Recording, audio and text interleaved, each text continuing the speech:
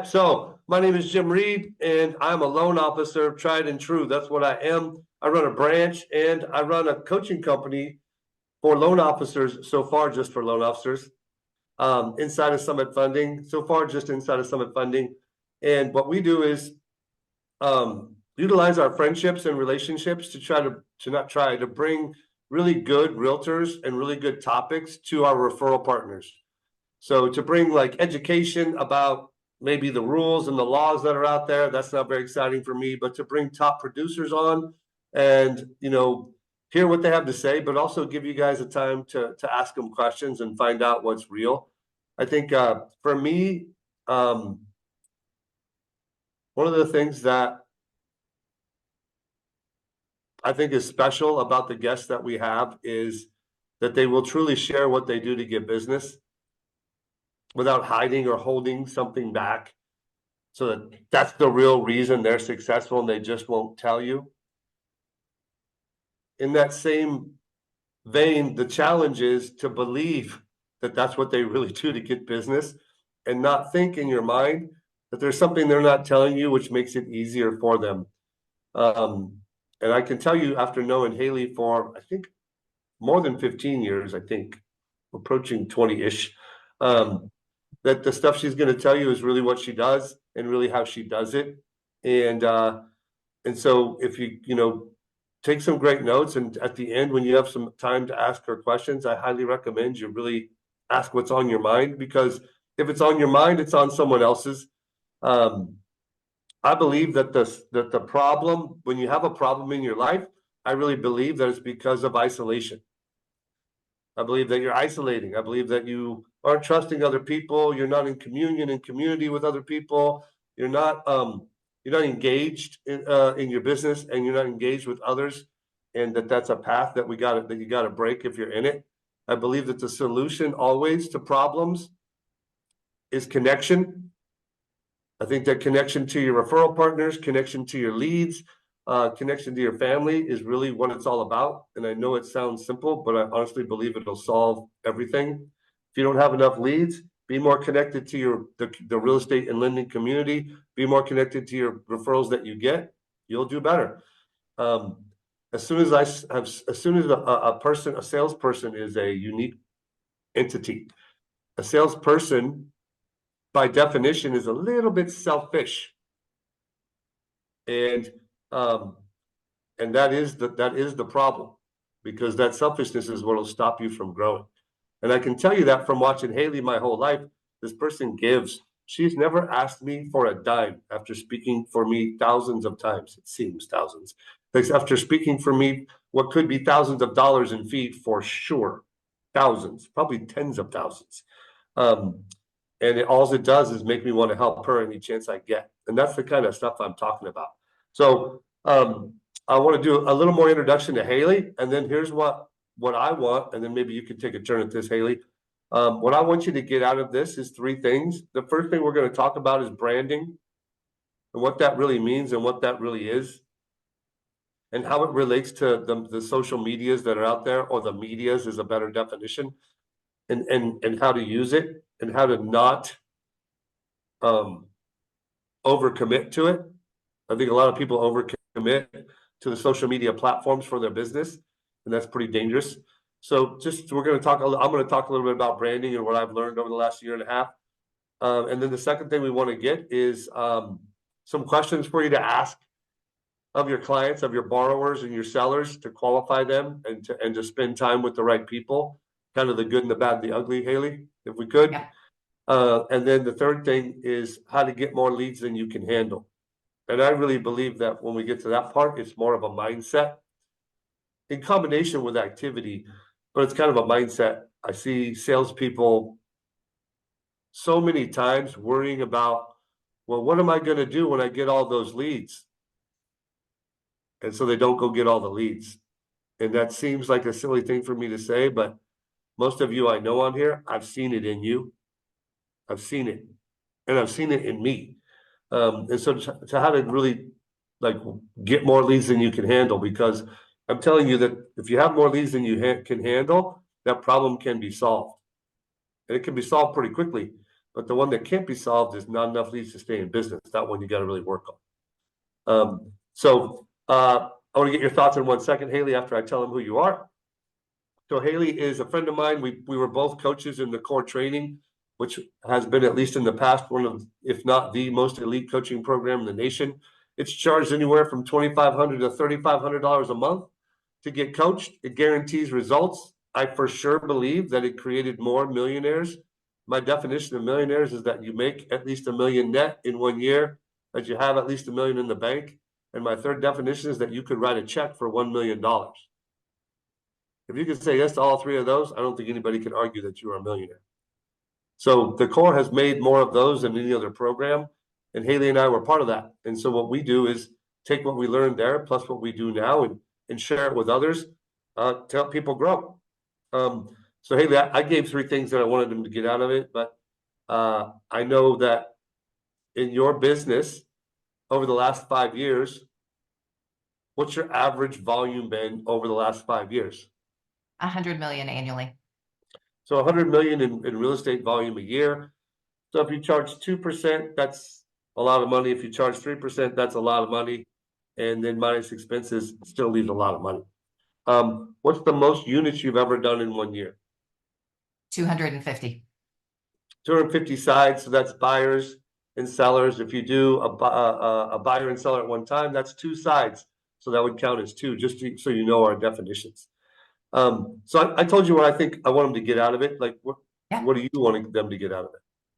I think from a real estate perspective, us talking about branding is so timely, because I don't know if it's this way in the lending industry, but in the real estate industry, we are constantly being bombarded with how many YouTube videos do you have out? What is your story? What IG reels are you pushing? And I think so many of us get into the hole of, oh, I've got to be doing all these things. And we completely lose sight of, well, who is it that we're actually serving and what problem are we solving? And I don't personally need to solve the problem of creating more reels on Instagram, right? You guys agree? So I would love idea what a rail is, girl. I'm going to tell you right now. I have no idea what a rail is, but I'm sure we're going to learn about it today. Well, it's the social media thing. Okay. So I'm excited that we're talking about that, because my hope is for all of us to walk away with a bit of clarity of what media branding platforms are most important and advantageous, not to us as the realtor, but to the person that we serve and to the problem that we solve. So I'm excited to talk about branding for that. Hi. I know. I was like, whoa, does anybody need to see me that big? The other thing that I think is really powerful, especially right now in our landscape of the industry, is exactly what you said, Jim, on connecting with other people. And what I would add to that is being open to others' perspectives, and then running it through the filter of our own goals and our own values. Because for as esoteric as that might sound, I really believe that is one of the skill sets that I've learned over the years to be able to hone who I'm serving and how I want to drive my business forward tactically. Wow. So I think that's really important. Cool. And then, yes, we're going to talk about leads. I have some great strategies that my team and I have been using to generate leads right now in this market that I will definitely share at the end of the call. Awesome. All right, so I'm gonna share a screen in a minute, Rebecca. Like in just a moment, I'm gonna ask you to share it, and I want to explain branding. I have spent some money getting educated by people who work on branding, and I did that because I didn't want to be known as the guy who just purely resisted social media. But I do want to tell you why I haven't resisted it in terms of it as by itself. But I have called many top producers, be they lenders or realtors, personal friends of mine, being a coach in the core for over 23 years and coaching at least 30 people a year for 20 years. That's a lot of top producers, and being in the room with a lot of my friends and being top realtors. When I started going down this path, I called a bunch of them and asked them a simple question.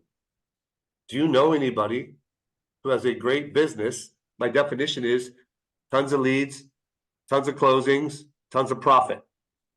Is that a good definition for y'all? And you get to go home at night. Like, you don't have to stay at work 40 hours a day, right? And do you know anybody who really gets it done, like gets leads, closes them, makes money, has profit, doesn't overspend on expenses, that gets their business from the social media platforms? And what did every single one of them say, Haley? Nope. No. They all said no. And so before I teach you this, guys, this stuff, guys, I want you to understand the difference between marketing and sales. Marketing does not pay the bills. In fact, marketing costs money. Marketing is frosting on your cake. It is not cake. If you've ever had a cake with too much frosting, you know that it's nasty. It has to have a lot of cake and a little bit of frosting.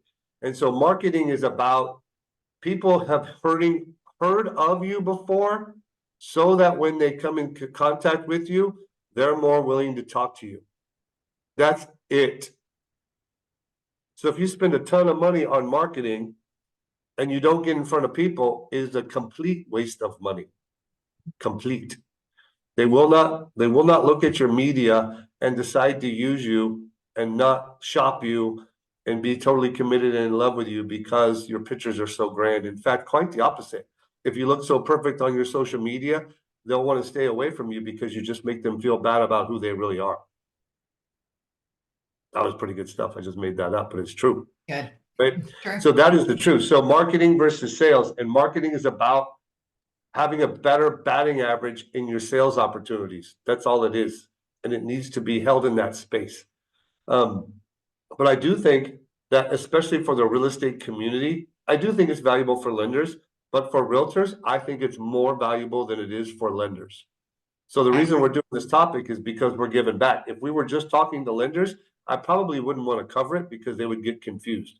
But realtors, you're out there attracting people.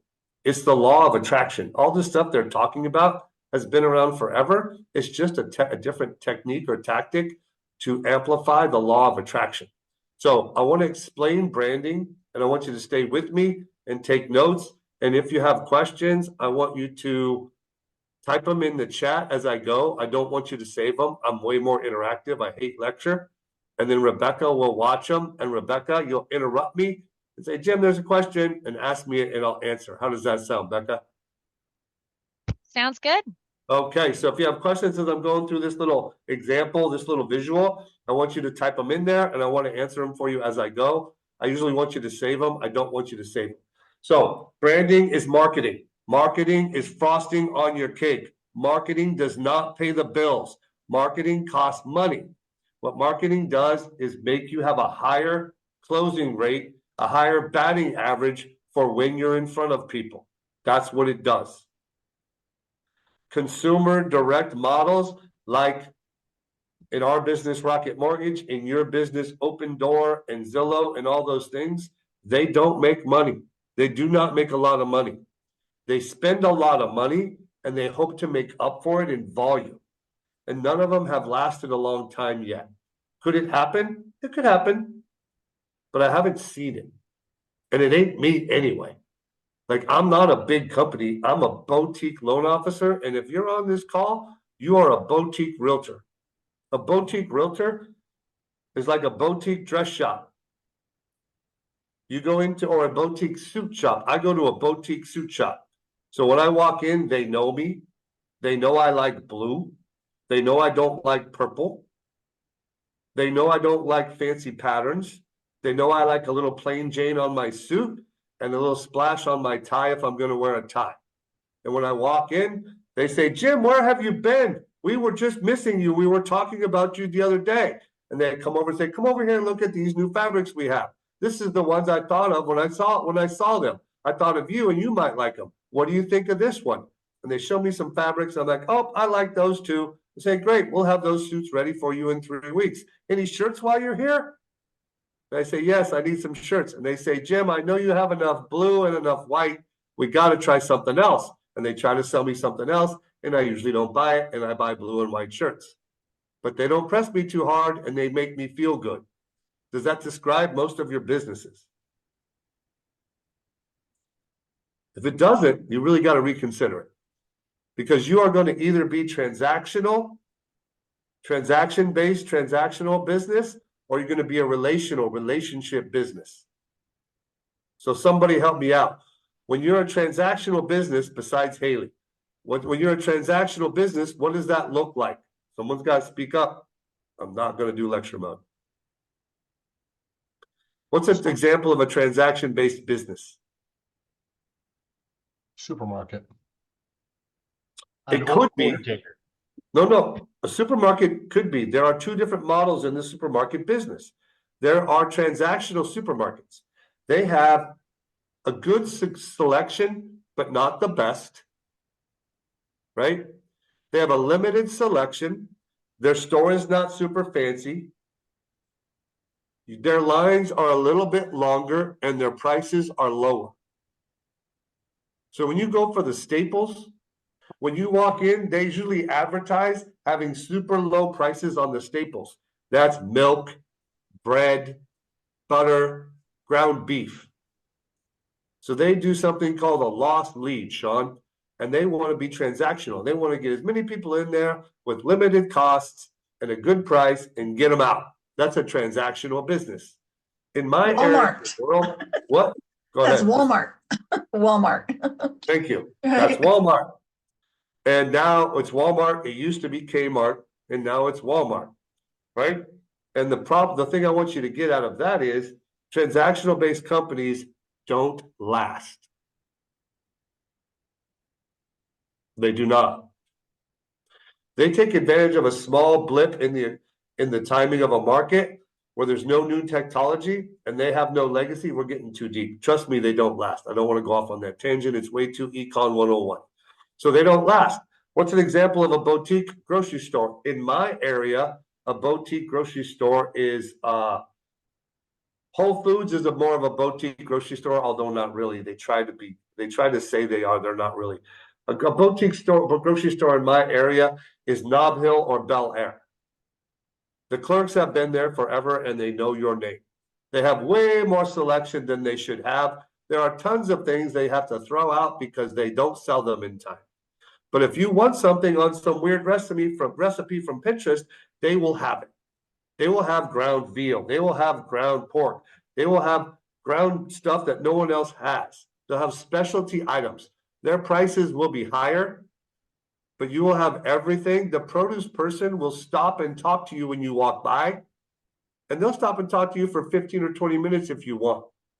And they'll show you different produce. That's more of a relationship store. So you can have both models in the same industry. So now we're talking about brand, which is a good transition. Rebecca, please share this screen. Now, I want you to try to stay with me because there's a lot of information. I want to cover brand.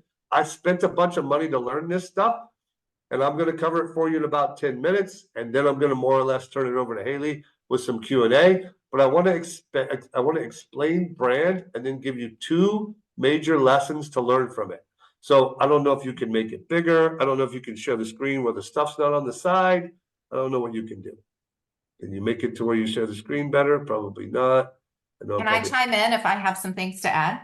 Oh, you must. You must Okay, chime. just making sure I had permission. Wow. Yes, always. And Q&A in the chat. Q&A in the chat. Then Rebecca will watch it and scream out. So do a little plus for me, and I'll tell you when to stop. Little plus, a little more plus. Scroll down a little bit so that the middle is in the middle. A little more plus. Okay, now center it. I know I'm being a pain, but it's going to make sense in a minute. Now center it a little. There you go, right here. So in the center is these four quadrants: enlightenment, adventure, connection, and stability. These are the four major categories of the different brands. Okay, so I want you to start thinking big, and then we're going to whittle it down. So these are the four major quadrants, major categories, the headings before the subheadings of the four different brands that professional companies look at when they're on the journey to figure out who they want to be. So enlightenment is like all-knowing, massive growth minded, building your knowledge and your intelligence, knowing things that other people don't know. Follow me. That's enlightenment, right? Yoda is enlightenment. You remember Star Wars? Am I too old, Sean? We I remember. know, okay. Star Wars. So Yoda is a brand of enlightenment. Yoda was a brand. He's enlightenment. That's one of the major quadrants. And you got to start from the beginning of this and work your way out. The next one is adventure. Adventure is a brand. Adventure, connects with people. I would rather have adventure in my life than fancy things. I don't want a Ferrari and I don't want 3 houses, but I do want to almost die in Alaska, getting chased by a grizzly bear, catching a trout. I know it sounds weird to you, but I like that. I like adventure. I connect with adventure. I'm more of a tell me about your experiences versus tell me what the things that you have. So I like adventure. I connect with people who like adventure. Okay. The fourth one down here on the right, that's pink. These colors matter, by the way. Pink is connection. Connection is motherly or mothering. Connection is relational. Connection is a sorority or a fraternity. It's in a big group. You find connection by creating a smaller inner group of like-minded people. It's like herd mentality. There's safety in numbers. I need to feel connected. Like I recently got married and I have a French bulldog. Okay. Anybody who has one knows that they must always be touching you. They will not go sit on their bed on the floor and look at you. At best, they will lay right next to you and touch your foot, but they much more prefer to be on your lap, and what would be better would be on your neck, licking your face. That is a connection dog. People sometimes are attracted to connection. They want to go to a small company, like in the grocery store. They would want to go to the grocery store because sometimes the owner of the store greeted them at the checkout stand. They would gladly go to that store and pay more because of that connection. And the owner of that store also kind of got fulfilled by connecting to their best clients. I know the grocery store model so well because me and my brother went to high school. We were only 1 grade apart, and we were both social. So we had 8 or 10 guys at our house all the time. And my mom back in the day spent $1,000 a month at the grocery store. This is 30 years ago. So that's about 2,500 at the grocery store nowadays. And every time we'd go there, there would be 2 or 3 people that would come down from their management positions and greet my mother because of how much money she spent. And she liked it. That's connection. The last one is stability. Stability is like Costco. Like if you go buy something, first of all, you feel like Costco's never going to go out of business. Second of all, you feel like if you buy something at Costco, you're getting a fair price and it's a good product or they wouldn't carry it. Costco is stability. Ford Trucks is stability. It's not going anywhere. You can't make a mistake. You hang out with these people, you won't get in trouble and you can't make a mistake. That's stability brand. So those are the 4 big ones, right? So then if you scroll in a little bit, any questions so far? Nope. All right. Go minus once or twice and see what happens. All right, that's good enough. Minus, now center it for me. A little down. There we go. So we start on the left side again on enlightenment. So you break enlightenment into 3. 3 like explanations or descriptions of enlightenment. Enlightenment has knowledge, safety, but it also has freedom. So it's not super strict. Enlightenment is like Apple, maybe not Apple. Enlightenment is like a brand where you felt like you were just a little bit ahead of the game. You were a little bit ahead of the curve. You were a little bit ahead of the technology line. You weren't with the people who waited to see if it was work. You were a little bit groundbreaking in your brand. That would be enlightenment. Like you would have been the first one to really push DocuSign with your clients versus blue ink and lick it and rub it and make sure it smears so everything's legal, right? That's enlightenment. So I give you those three words. So I'm giving you more description of these words so you can figure out what you're doing right now while I'm yapping is figuring which one you are naturally. Like what I want to encourage you to do is not try to figure out which one you think would bring you the most business, but to think which one would be easiest for you to be. And the Jim, reason yeah, please. sorry, I was just going to say on enlightenment, would you also say for us to identify as a enlightener, we would naturally be the educator or the person sharing industry knowledge? Yeah, well, I would say it another way. In addition to what you said, Haley, I would say it's not even hard for you to remember to educate them along the way. You actually take joy in it, Right. right? Some people would call that the hand holder, but not in a, oh, baby, it's going to be okay way, but in a, hey, here's how this works. Here's where people have made mistakes. Here's how you read this report. Here's what to watch out for. Like you're leading the charge and you're hand holding them through the scary parts of buying a house. Now, I just closed escrow on a house, and I'm telling you, I have the money, I qualify, I have good credit, and I was scared. I was scared if I was getting screwed on the price. I was scared if my realtor really was sharing all the information they were supposed to with me. I was scared about what the payments were going to be and what rates might do until I locked. I was scared. Now, if I'm scared, and I've been in this business for almost 30 years, and I've been lucky enough to save some money and lucky enough to have a good income, can you imagine what our clients are like? Yeah. No, I think that what you brought up is perfect. So those three words, and please keep jumping in and don't apologize. Just say Jim and just say what you want. So adventure. Adventure, it says liberating, power, and mastery. So adventure is like, I think of Free Solo, that movie where that guy climbed the mountain by himself with no ropes. That brand is mastery. That brand, his brand, and he hasn't done much with it. He needs to hire me.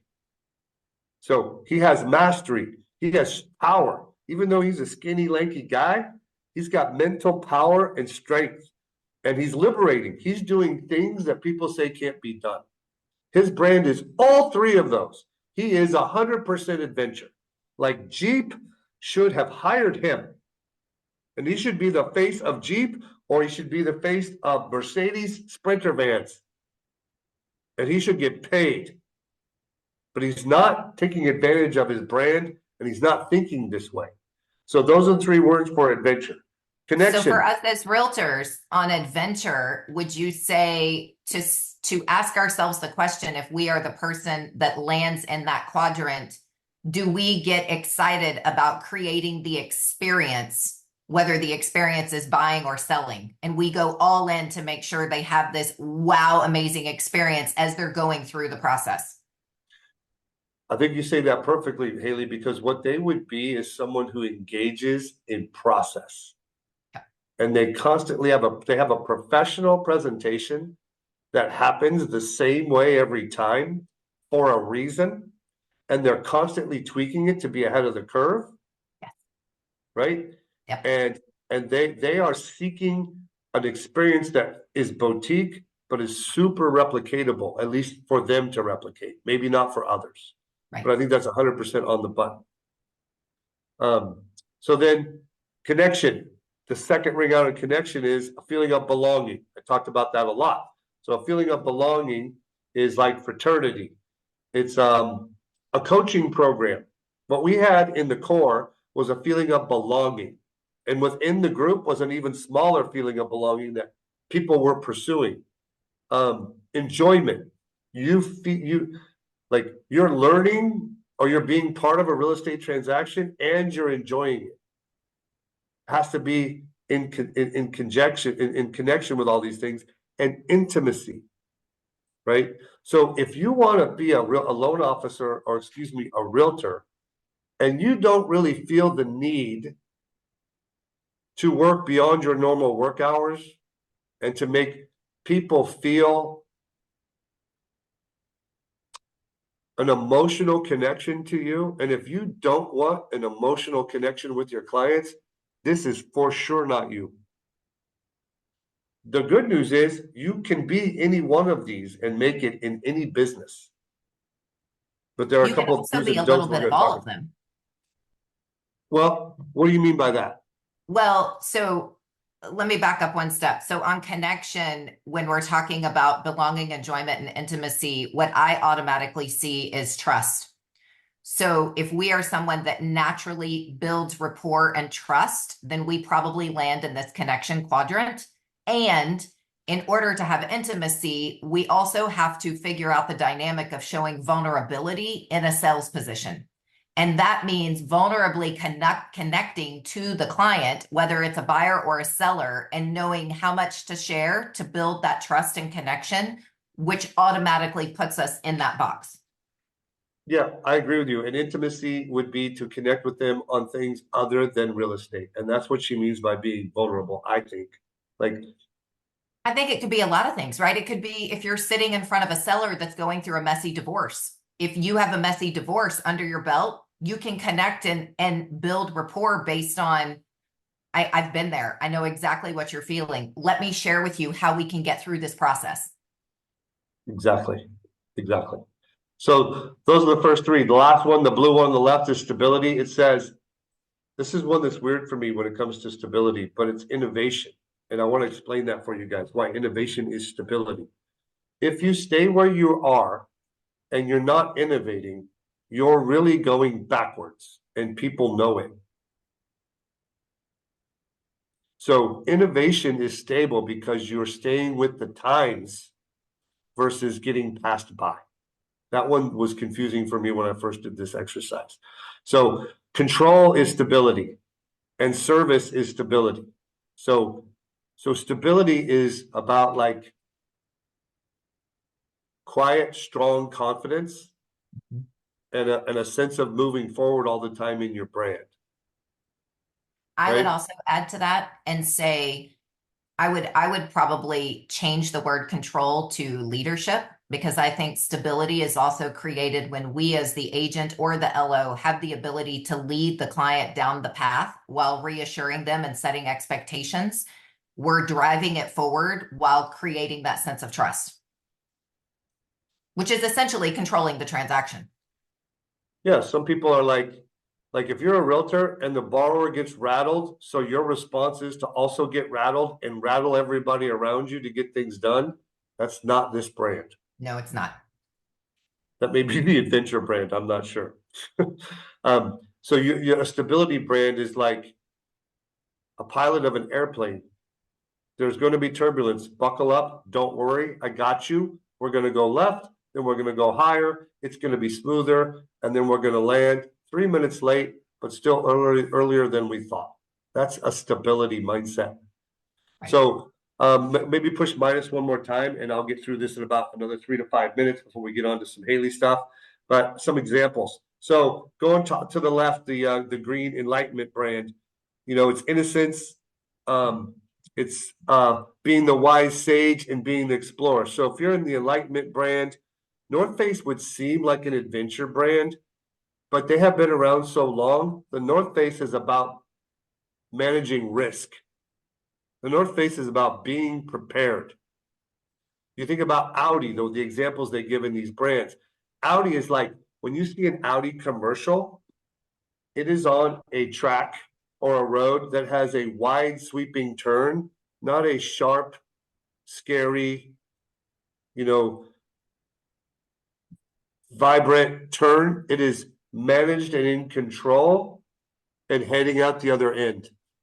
Audi is a car that it's not the fastest and it doesn't corner the best, but it has the best of both worlds. It has a blend, right? It's the smart people drive an Audi. The crazy people drive a Ferrari, and the nerds drive a Volvo. Audi is like a combination. Dove soap, I don't really get. I'm not a girl. I don't use soap. Oh, I got one smile out of it. That was kind of a joke. So enlightenment is like the wise old sage. You know what a sage is, right? Sean Brennan, the wise old sage, constantly moving forward at a slow, measured pace, not controlling people, having a lot of knowledge. That's an enlightenment brand. And like if you were a realtor and you chose this brand, you would demonstrate your knowledge. You would demonstrate your technical advancements that keep your clients at pace with the world. You would demonstrate a path that is clear and the road is smooth. The road would be smooth. The road would not be bumpy for an enlightenment brand as a realtor. An adventure brand would be like an example of an outlaw adventure brand is like Harley Davidson, right? I got this video in my mind. It's a Harley Davidson commercial, and there's a guy with a beard and it's a gray beard, and there's a younger girl in the back, and he's revving his engine. The engine's so loud you can't hear him, and then he turns off his bike and he says, "I won't let her drive till she's old enough." It implies so many law-breaking things. It's an outlaw brand. It's like a non-conformist brand. As a realtor model, it would be a brand where you're a risk-taking investor with eyes on the future. And you're not just going to buy a 3-bedroom, 2-bath house to build real estate wealth. You're going to consider apartment complexes and 4-unit properties and major remodels. It's a rebel brand.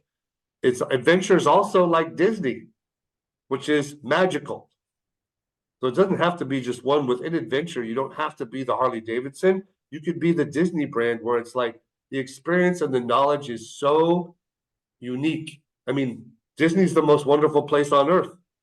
That's a brand. And they spend a lot of time and money making sure the experience matches it. Under adventure, another example is we're breaking each one of these up into 3 categories now. Is like a hero brand. Like Summit likes to be a hero brand. You can do it. Anybody could be successful in lending if they follow this process. We've got it figured out. Do these steps. And you can do it too. There's nothing special about us other than us being together. That's a hero brand. So moving on to the connection brand. So these ones are much harder to find really good examples. A connection brand is for a real estate agent, and Haley, please tell me what you think, is the motherly brand. The person who you don't think so, what is tell No, so well, and I'm not disagreeing with the Haley. motherly brand, but I think by labeling it a motherly brand, it might make masculine men think, well, I'm never going to be the connector. So the way I understand connection as a brand would be, are you involved in your community? Are you known for connecting like-minded individuals? Are you known for connecting other business owners to help your clients? Are you known for creating a vendor program that serves your clientele, right? Are you a connector? Yeah. So good clarification, because the words they say are a lover. That they say Cadbury because Cadbury chocolate's like The eggs, the bunnies, yeah. right.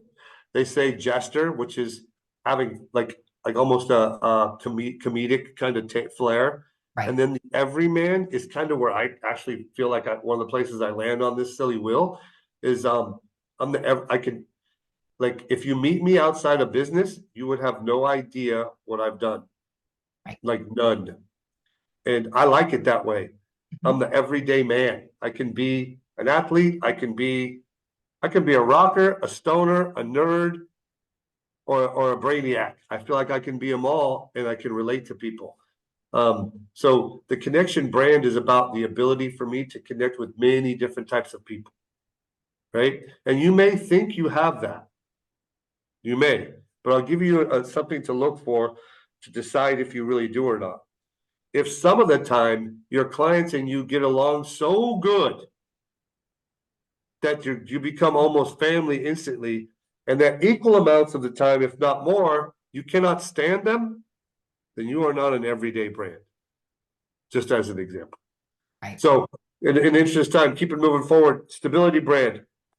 IBM. This one hits home for me. For you guys that are younger, you may not realize IBM used to be the biggest computer business machine company there ever was. They called it Big Blue. It was like the Titanic. It could not fail. That is super stability. If you went to work for IBM, you were set. It's like people feel now about if you get a job with the state of California, you're set. The difference was if you worked for IBM, you were set and you made good money. Right? So that's a brand of complete stability. So it's service oriented. It's in control of the transaction. It's never surprised, that brand. It never acts surprised. And it's staying ahead of the game with innovation. They use Apple. I think that's a good one. Okay, you can be a chameleon and still work with your, you can be a chameleon and still work with your personality? I think so. I think that's me. Absolutely. And Jim, are you done? Because I didn't want to jump in until you went through the whole I think thing. you should jump in. Okay.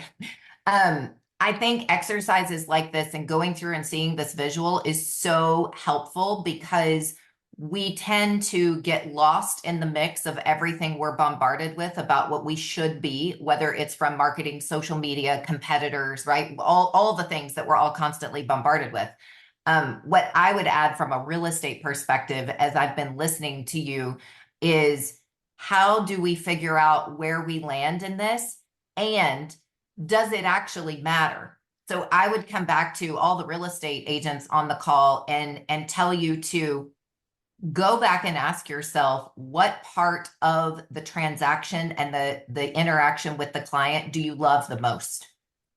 Do some due diligence on where do you love the piece of your job right now the most, because that's Sure. going to give you a lot of insight as to where you land in this 4-quadrant.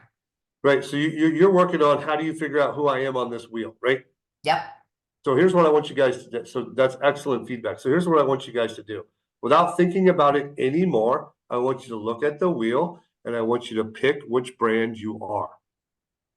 Now, not the 4 in the middle, but the ones on the outer ring. Outlaw, magical, hero, lover, jester, everyman, caregiver, ruler, creator, innocent, sage, explorer. Which one are you, and write it down? I see 4 questions. Are there any questions in there I should be answering, Miss Rebecca? If not, that's cool. I'll just count on you to interrupt me. How about that? Okay, yeah, nope, no questions so Yeah. far. So now some of you are putting in there what you are. Do that. Like say it out loud, because you got to feel what it feels like to say what your brand is out loud. Do not choose a brand that you think is the one that will make you the most money. Do not choose it that way. Because they all, like if you look at these companies that all have a different brand and are all represented on this wheel, they are all successful. They have all made more money than they set out to make. And that's the thing that I got out of this exercise is if you want to be successful in the long run, you have to really realize who you are first. Yes. There's a book, like I see this stuff and it drives me nuts because people think it's new. It's not new. It's a different way of saying it. The book Raving Fans says, know who you are and what you want. That's what this is about. Then it says, know who your client is and what they want. Be a match and deliver 1% more than they ask. That's the best business advice I can give you. So we're working on who you are in the long run, and that's your brand. Now, I want to give you 3 things that I learned about this. So this is a 3-part class. We'll continue the second part of the next one. I want to save time for Haley to give you some tactics, but I want to give you some stuff. When it comes to how to use social media, the do's and don'ts. So number 1, you must be consistent in all interactions with all people and use your brand as the compass. Your brand tells you what you should say, how you should say it, and what you should post. That's what your brand does for you. Because if you think of your brand first before you respond or react, and you have a consistent message, this is what we're after. Because people are like fish in the ocean, and they're looking at your brand and going, that might be a hook. There might be a line attached to that. That might be a bunch of crap. And they're looking for that fish or your brand to swim an inconsistent way. So they go, oh, I knew it. They're full of crap. So And here's I another would one. add to that and Go. say, Jim, that it is so critical for the messaging that we put out, whether it's in ads or social media, etc. But it's also important that every single human to human interaction be the exact same messaging, because the human to human interaction is what's actually going to get the most traction. Then those humans are going to go see whatever you're putting out in print.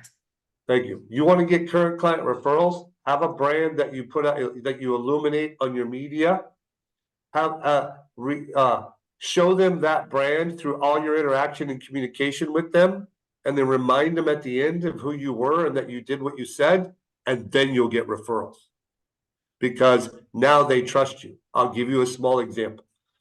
A small example is the realtor who wants to be the hand holder brand, right? The picture went away and I don't remember which one it is, but let's say it's the Wise Sage and it holds your hand and it's, it's kind of like an Apple brand. It's smart, it's good, it's professional, it takes care of people, and that's the brand. And they talk about their experience and how they've helped people in the same format, and they're doing it all right. They got it. Their business mind is fixed and they're working forward. And then they go on a 2-week vacation to Cabo San Lucas with their girlfriends, and they post pictures of themselves dancing on the bar and doing shots of tequila off their neck, and they're wearing not much, and talking about how they get to fight for their right to party and no one can tell them what to do. Oops. Now, is it okay to do all those things? Yes. Is it inconsistent with that brand? Yes. And so what the clients receive is a lie. Now, did she or he really lie? No. I can be both, this person says. Are they right? It doesn't matter if they're right. The message received is inconsistency. So think about police. They ask you the same question 18 times, waiting for you to be inconsistent in your answer. So then they know that you're lying. And then they dig in on the inconsistency to expose whatever they're after. Now, we're not cops, but we all do that at some level. We're looking for inconsistencies in the messaging from the people we choose. So if I find out, for example, that Costco now changes their approach to how they choose what products are in their store to whoever pays them the highest margin, I will stop shopping at Costco, because the reason I choose Costco is I feel they save me time by delivering a fair price. I never said the lowest price, that they deliver me a fair price, that they do the research on the product, and they have something that will last and is good. And I don't have to do all that stuff just by shopping there, and I'm willing to pay them for it. Now, as soon as that's not what they're doing, I won't go there for that anymore. So in your brand, you have to be super consistent. If you choose to be the wise old sage, then you are the wise old sage all the time, every day. You can't be the wise old sage brand and be the Harley Davidson riding rock star. Some of you inside are saying, well, yes, you can, because a lot of guys that drive Harleys are really smart and really successful business people. They are, but they don't ride their Harley to work. They don't. You get it? And they're usually not in a business where their public identity is their brand. Right. Real estate agents, that's very important. You got to pick a brand. To Haley's point, all of your communication with your clients, all the way you solve problems, all of your media posts are based on the brand leads the answer. In your social media, it's 30, 30, 30, and then 10. So it's like 30% about your family, 30% about other companies that are like-minded, 30% about your product, and 10% call to action. So only 10% of the time in your media posts are you putting something that would draw them to respond to it, to generate business. Only 10%. A lot of people do it 80% of the time, and that feels like someone's always trying to kiss me all the time. Pretty soon, I don't want to kiss them anymore. Right? So 30% about your family in light of your brand, that's matching with your brand. 30% about your company, helping others in conjunction with your brand, right? 30% about community, and then 10% call to action. If you wonder what to do, that's what they do when you pay them all kinds of money, is they follow that model. So I want to just pause for a second, either comments from Haley on brand or questions that we have on brand. And then as soon as we finish that part, I want to turn Haley over to some tactics that we can use to get some more business and to filter our clients out a little bit. So I'll add one thing, you guys, that I organically realized a couple of years ago. When you want to get clarity on what your brand is or what the perception of your brand is, go back and read all of your client testimonials, and you will see a consistent theme of how you're showing up to your client. So I started noticing in my client testimonials, people were saying things like, oh my gosh, she's amazing, she's kind, she's graceful, and she is a bulldog. She will drive the transaction across the finish line. She truly cares. People called me a bulldog so many times I started losing count. And I was like, okay, well, there's a theme there. But go back, and if you're not collecting client testimonials, really start doing it and asking your clients to give you a testimonial, because that will give you such insight as to how you're being perceived as a brand, and tying the brand to the value you add and the experience you're giving the client. Awesome. So give us some tactics, like, Yeah, I mean, some tactics to kind of jumpstart, we said, for get some for leads. what's happening in your market, what are you changes in Yep. approach, and then maybe some stuff around filtering clients and making sure that we're dealing with the right people. Yep. So I'm going to make it short and fast, right? And Jim, thank you for the brand DNA, because it was good. So Jim said, give me your top 3 ways that you're generating leads. And automatically I wrote down solve problems, connect, and build relationships. And I didn't even know he was going to say those things. So how funny is that? Now here's currently what myself and my team are doing based on those 3 things. So solving problems. I am sending out emails to my entire database every 15 days, offering a free home evaluation for them to know what their property value is. I will tell you guys that last week we sent a batch of 600, 298 were opened, and Wow. I got 32 email leads requesting their home evaluation. Why is that? People want to know what their property's worth. They're trying to make decisions. Should I sell? Should I move? What should I do? Right? People are in an indecision phase. So that is a piece of solving a problem. I'm going to give them their home evaluation. There's a ton of automated systems that do it too, but that one piece of solving a problem is generating leads for us right now. Jim, were you about to say something? I was just going to say, I think people hear that. I know you do it. Like, you guys need to know something about Haley. She is not telling you to do something that she didn't do, and she's not exaggerating or fibbing about the response she got. And the reason I say that to you is almost everybody in our business does lie about what they do, and they do exaggerate about their response. And the secret to getting ahead in this business is being super picky about who you listen to. Don't listen to someone who did 6 sides all of last year talk about a great idea. Listen to someone who's averaged 100 million in closed volume over the last 4 years, 5 years. That's before COVID and after. And then consider this, although it could be controversial, just do it. For sure. Because what do you have to lose? Nothing. And for any of you guys who may or may not have seen me speak before, I am very much a straight shooter, right? I would never give advice to anybody to go do something that I hadn't already tried and tested. So think about, in your database, in your relationships, in your communications, what problem can I solve? That is how we're going to add value. And when we add value and solve problems, we generate leads. The second is connect. How can you connect? Well, number 1, by sending things to your database, you are already connecting, right? And I will tell you guys, for years, this is my 25th year in the business. For years, I have not been able to consistently work my database the way that I wanted to. I would drip on it and I would do things and I would make calls and I would high level do the things, but I've never really dug in the way I've dug in since COVID. And I will tell you that all the preaching we hear from every platform of coaching about working the database all comes back to connecting. Because those people in our database already know us. Most of the time, they already like us, right? So when we spend time to connect with them, we get a lot of traction.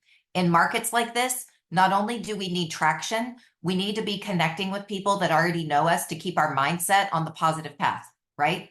Because we all get a little burned out and run down when we're not getting traction. And then we start getting in our own way and thinking, I must be doing something wrong. So connecting to your database is huge. I will tell you 2 things that I have recently been doing to connect to the database. I went back and pulled out all of my top business partners in the industry that I work with clients. So the insurance agent, the financial advisor, the LO, obviously, right? All those guys, the CPA, those guys that I have relationships with that are in my database. I went back and started this 22 years ago. We launched a Monday morning business networking at 7 a.m. mastermind once a month. And 22 years ago, that mastermind breakfast that lasted 45 minutes once a month created the relationships that still feed my team today. So guess what? We're back at it. And guess who is so happy to connect and talk about how do we solve problems in each of our respective businesses and how do we come together and serve the client from a collaborative aspect? Do you know how much fun it is? Do you know how it kicks off the week with a really shot in the arm of positivity and everybody coming together? Guess how many leads it generates amongst these other business partners that also have leverage to be in front of multiple clients, right? So the business hold on. mastermind breakfast, you got to Yeah. do it. So hold on, listen. You guys talk about joining leads groups, LaTip and Chamber of Commerce's and all these things. And when you join those things, they do work. If you go every time, you will get the business of the other people that are in that organization. They won't refer you outside people. Not to my experience, not very many. But if they buy a house, they'll use you. And if they refinance, they'll use you. So you'll get a deal or 2 or 3 a year out of it. But when you switch the channel and you do as a realtor what Haley's talking about, she's saying get a list of everybody's profession that's in your database already, that you've already helped in some way or have a relationship with, and start your own chamber. Yeah. She called it a mastermind group, whatever you want to call it. But as the organizer of the group, you're the one who's bringing value by the organization. Now, what she's doing is something a friend of mine, a really good lender from the East Coast, from New Jersey, Scott Foreman does, is he does his own chamber. Now, by doing that, you are the connector. You are the top of mind. You are the one calling them to remind them of the meeting. You are the one sending out the email, securing the time and reminding them. You're the one introducing guest speakers. You're the one that's highly active and highly visible. And just so you know, as a real estate agent or a lender, that's your job. It's huge. It also puts you as the industry expert, right? You now are positioning yourself as a leader and an expert and a connector. And I take it one step further and I send out a group email once a quarter with the topics for every single month that we're going to be discussing. So I'm leading the charge. Month number 1, we're talking about marketing. What are you doing in your business that's working and not working? Number 2, we're talking about database systems. What are you doing that's working and not working? Guess how much value I've also gotten from listening to the CPA and the financial advisor that I then take back and go, oh, we got to do this. This was really good. So awesome. So far you got 2 tactics. She's going to give us one more, and we got to be respectful of your time. It's already 1:05. So the first one is she sent out a message to her entire database in blocks, asking them what was the reach out. Are you interested in your current property home value?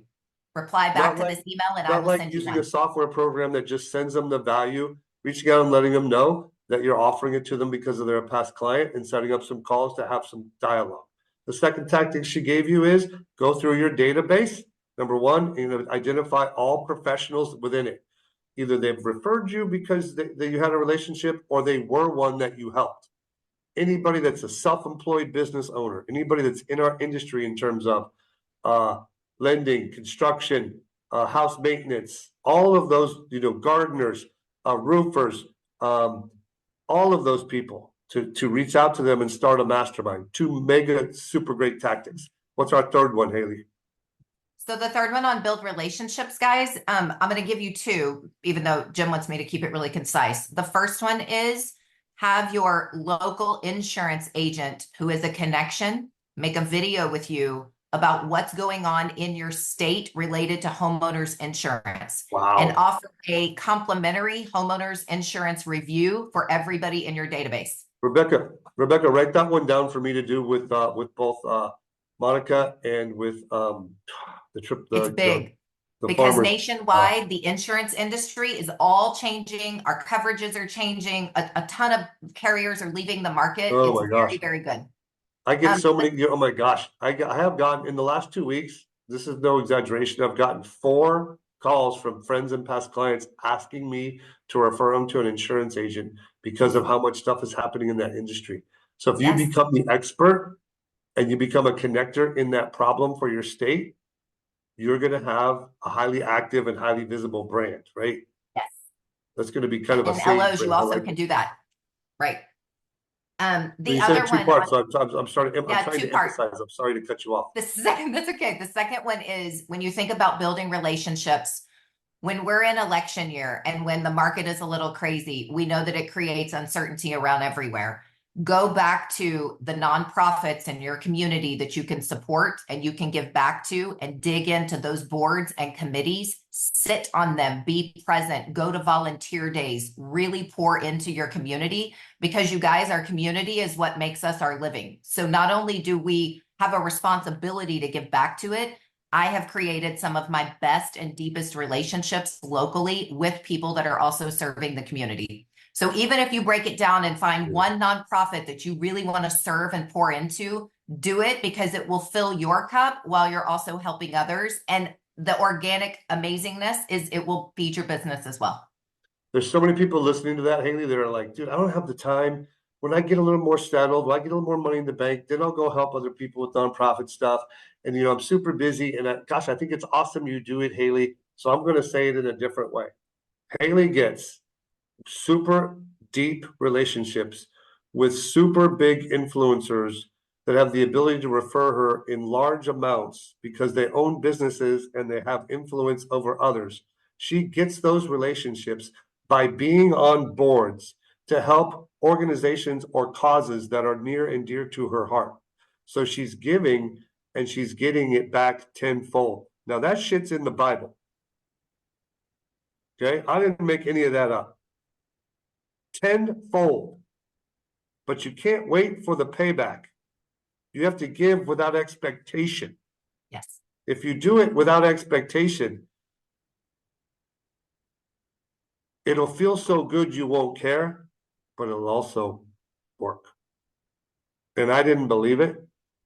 And I struggled giving away even $1 for a long time in my life. I was the guy who always said, I'll go get you food. I'm not giving you money. That's not giving. No. And that's not caring about other people. What Haley does is go be part of these organizations to help balance out her crazy life and help other people. And then she gets helped. And it may seem like it don't work, but I'm telling you guys, if you join 2 organizations like that on the board and you get actively involved and you know everybody in that organization, it cannot do anything but help your business. But more than that, it'll propel your brand. So like we're talking about having a brand, being consistent, how important it is. We're talking about how dangerous it is to not be consistent with your brand. And this last third one she gave you is the home run. It really, really is. It's the long-term business plan that works. It is the home run. So, Haley, I know I'm cutting you off, but it's because I want to be respectful for time. So I want to leave a few minutes here. If you have questions for Haley, I see some numbers popping up, but Becca, questions for Haley about her business, about any of these 3 tactics that she gave you, about brand and how she uses it. You have a little bit more of her time Yes. to do it. As you're typing these questions or thinking of them, I want to tell you that anything she has tactically, she's going to send to me, and you can access it through contacting your loan officer. So whoever brought you to this event. You reach out to them and say, hey, give me more information on what Haley does, or give me an example of what script she used, or give me an example of what she mails. She's going to give that to me. I will give it, Rebecca, will give it to your loan officer, and you'll get that stuff through your loan officer. All the stuff we talk about, that wheel I did, you can have it for free. You got to get it through your loan officer. So if you came because of me, you can get it through me. If you came because of Aaron, you can get it from Aaron. Whatever some funding loan officer brought you here is how you get it, by reaching out directly to them. So a couple more minutes for questions, and then last comments. Questions. I will share everything with you guys. Questions. Are these past clients or a farm I purchased? I have never in my life purchased a farm. I also have never in my life purchased Zillow leads, just to be clear. Everything is organically grown. Anything else? I'll share with you guys, Jim, the 12-month business mastermind plan with the ideas of the industry partners to invite. Wow. She's going to give you the business plan she does with the 12 months of topics for your homemade chamber of commerce. Now, listen, if you can hear me, if you don't take us up on that, you just don't want to do a lot of real estate. Absolutely.